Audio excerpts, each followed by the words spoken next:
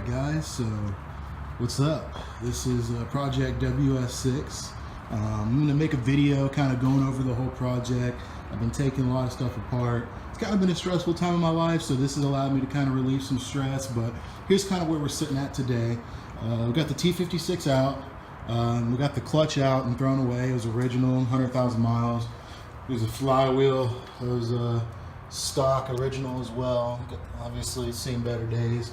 Got the radiator cooling system over here. Got the battery maintainer going on over here. Engine stand that I actually need to find some bolts to hold the engine to, which is why I'm working on it on the ground. And then our lovely pile, you know, valve covers, accessories, hoses, sensors, etc., belts. So what I wanted to show you guys actually is the damage here. I've actually dealt with this situation twice with two different F-bodies. My last F-body was the 02 Z28, had some hydrolock damage, but as you can see here, here's some of the pistons, just normal, looks normal, completely normal. Wear, completely normal build up on these. These would clean up, super nice, look great. I got the main caps down here. I got one more main cap to pull off. But here's the crankshaft. The block is in horrible shape, so this is what I was going to talk to you guys about, because see, if you can see here, the block actually cracked.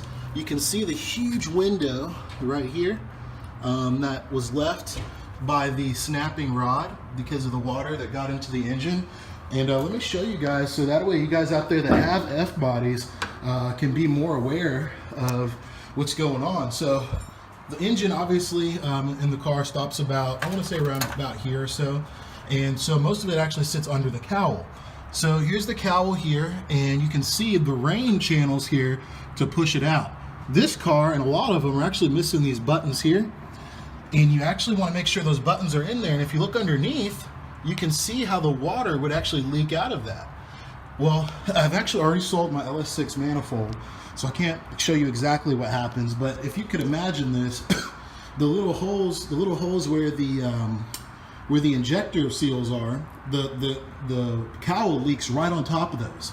And after a bunch of heat cycles, wear and tear, sometimes those rubber O-rings on the injectors actually will let a little bit of air by. Not enough to, cause any damage or whatever.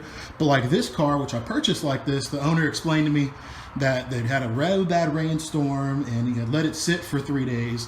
And so that water was dripping right there the whole time, right there on that back cylinder. And you got into the combustion chamber, you go to fire it up, see the starter over there, cranks over the crankshaft and it snaps the rod because the rod is the weakest link. What that rod thereafter does is come here and smacks the side of the block the first time it cracks and busts a hole through it. And you can actually see the skirt down there, the bottom of the cylinder rather, break off. So I'm going to finish getting this torn apart and show you guys some more details of what happened to the original motor. This is an LS6 block. Actually, some of the later 02 cars got the LS6 block. There's a couple of different bay-to-bay breathing changes, etc., etc. It's a little bit of oiling changes, but moreover, it's the same design, if you will.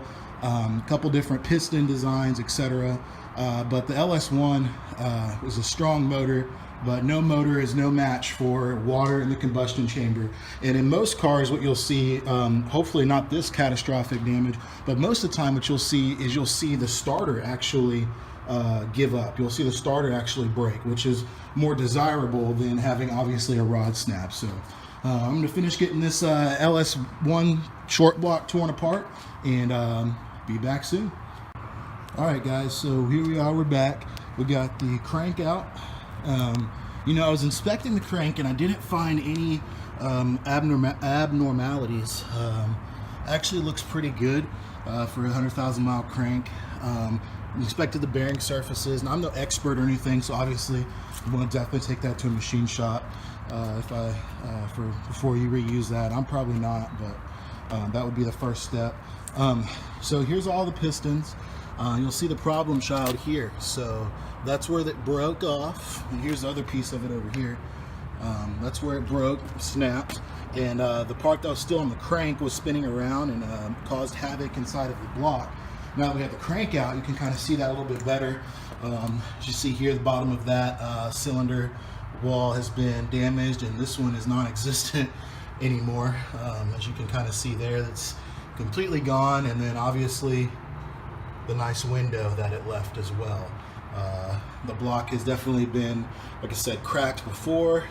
It's got some strength issues. It's been completely torn apart there. There's another little piece of it right there, and all the main caps look good, however, but the block is definitely going to need some super heavy surgery, or actually should probably go to the scrap yard, as the cost to get this block fixed would not justify doing that over getting a new block. So lots of debris in the oil pan. We'll go over that in another episode, but rather the car is now what I like to call completely disassembled. As you can see, so I don't hate when people do that and they change the camera while they're on, but I just did it. But so yeah, the car's completely disassembled now. Got all the stuff over here: timing gear, timing set, all the